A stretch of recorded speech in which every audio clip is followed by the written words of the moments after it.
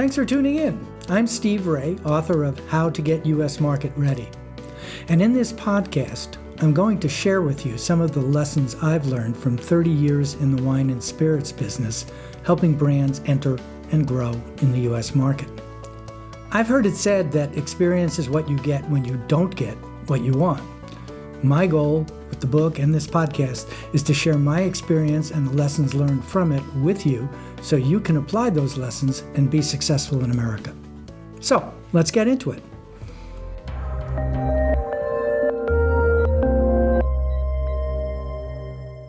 Plan your work, work your plan. That's what we're going to talk about now. We're actually going to break this chapter up into manageable chunks. And today, we'll cover your route to market strategy, brand positioning, pricing, and market selection. Breaking into the U.S. market is no easy task, and it's an even tougher challenge if you haven't developed a plan. And whether you are a small winery producing 50,000 bottles or a multinational spirit company selling millions of cases, the scale and scope of the planning may be different, but its importance is equally critical. The key to the whole process is not so much the form or template that you use, but rather that sufficient thought be given to setting the strategy and making the tough decisions on how, where, and what resources need to be allocated.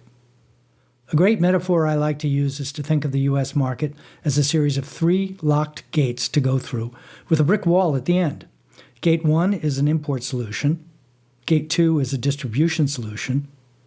Gate 3 is a retail or on-premise solution. And the brick wall you've got to get through, over, under, or around is a plan to get the end consumer's interest, attention, and advocacy. Having a solution for the first gate, finding an importer, is great. But if you haven't thought through the whole process, including the brick wall, chances are the most you'll accomplish is to give yourself a bloody nose. So, let's get started. Number 1 on the plan your work, work your plan subject, route to market strategy. Talk about import options. What structure is the right one for your brand? And be open to considering a 2-step solution. First, a short-term solution to get started, and the longer-term solution for expansion and growth. It might surprise you to learn that there are 10 options, and we're going to talk about those later in the book. Distributor choices. A narrower range of options exist here, but the order in which you make decisions on launch markets and distributors and networks will have a major impact on what your distribution options are as you go down the road.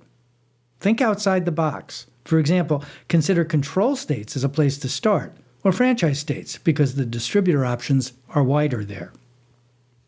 Next is sales management. This is a critical decision that falls into 2 basic categories that really need to be in sync.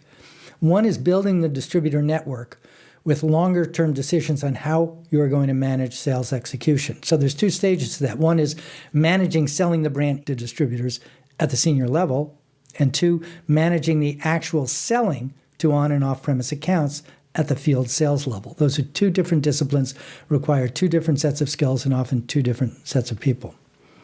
Next is marketing. Obviously, this is a critically important strategy, but one that needs to be flexible enough to evolve along with the brand's development in the market. Tools you might use for launch may be very different from those used for rollout and growth. So think beyond the basic 4 Ps of product, price, place, and promotion, and consider ways to engage your audience to tell your story in their words to their friends. And that's social media, and again, we'll talk about that in more detail later on in the book. Next is brand ambassadors, also referred to often as feet on the street. Having in-market sales support has become practically mandatory for new brand entries to get through the first and second gates. We're seeing innovative solutions to address this fact, going beyond expensive brand ambassador agencies to now include shared or part-time sales or automated promotion and direct-to-consumer channel solutions such as e-commerce for retail stores, as well as direct-to-consumer sales for domestic wineries. Next, brand positioning. Think about the product. Having a high-quality product is necessary, but not sufficient. Get consumer and trade feedback on liquid, labels, messaging, bottle size, shape, color, closure, reshipper, the outer carton. You can do this through formal market research, or more simply by visiting a few stores and on-premise accounts and asking the opinions of the people who are there. Defining a competitive set and a point of difference that makes a difference. Let me stress that. A point of difference that makes a difference to each tier in the system. Ask yourself, where does your brand fit relative to other products, not just in the minds of consumers, but also physically in the store?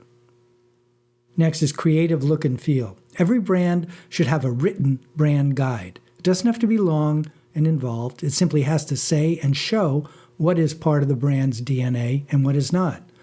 That would include color palette, imagery, typeface, label design, meme if you use one, the lockup of the logo. All of these can be components. And you should also create a suite of graphic elements to manage how your brand is presented by anyone who might be using your brand imagery. For example, retailers in their ads, wholesalers making shelf talkers, journalists covering your brand. This should include high-resolution files of your logo in both horizontal and vertical formats, also on a clear background as well as a colored background, done in 4-color as well as black and white and transparent versions, and guidelines on where and how the logo should be used.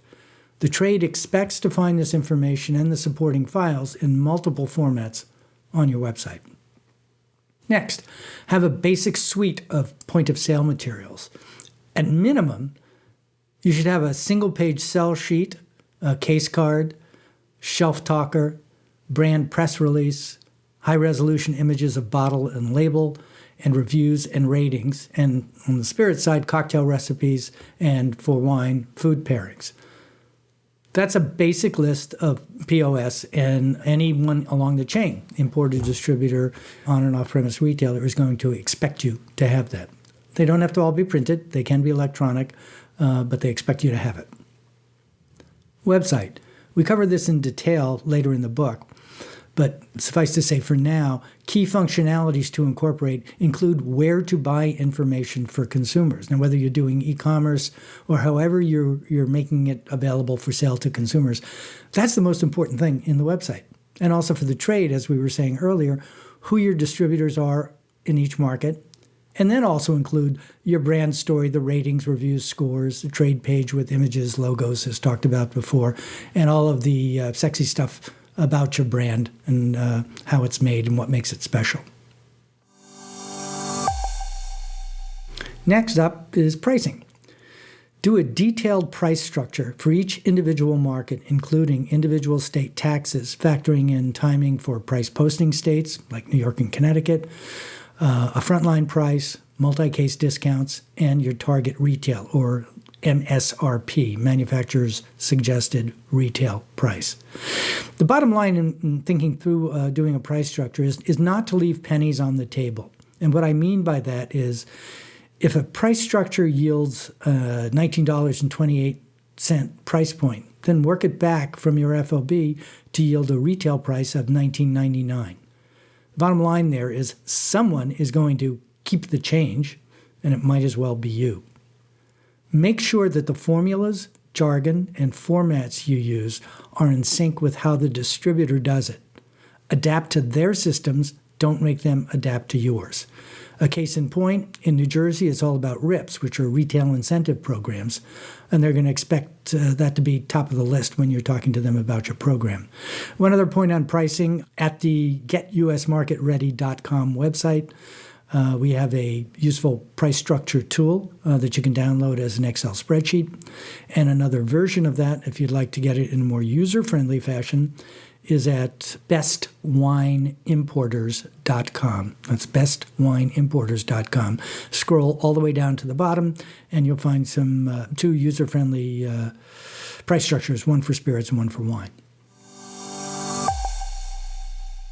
Number 4, market selection. Use quantitative criteria to segment and prioritize among the 52 markets. Boy, that's a simple phrase, but it covers a lot of ground. So we've developed a market selection tool which factors in, well, facts and numbers, quantitative and qualitative. Yes, you can add qualitative criteria to help narrow down choices, but it's important to make the first cut based on priorities that are definitive and determinative for your brand. So we look at absolute numbers as well as ratios for things like LDA population, legal drinking age, category volume, per capita consumption, category development index, brand development index, whether sampling is legal on and off premise, competitive brand set or trend by market, whether they're a control or open state, and if the latter, whether they're a franchise state or not. Also, you want to consider things like proximity to each other for efficiencies in travel time and sales coverage. Clients commonly tell me in our introductory meetings that their brands are to launch in New York and California because they're the biggest markets.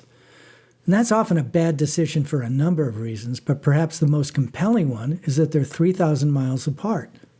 It's simply inefficient to have limited resources, often just one person, working markets that far apart. Think about it. Just one meeting in California would take a rep out of the other markets for 3 days. It would be like sending the export manager from Italy to Kazakhstan. Well, in terms of distance rather than market potential. But you can further inform and qualify these facts and numbers with subjective things that are important to you, such as cost of media communications, geographic proximity of the target states, where your stateside staff is located, distributor alignment, existing relationships with your executive team, and so on.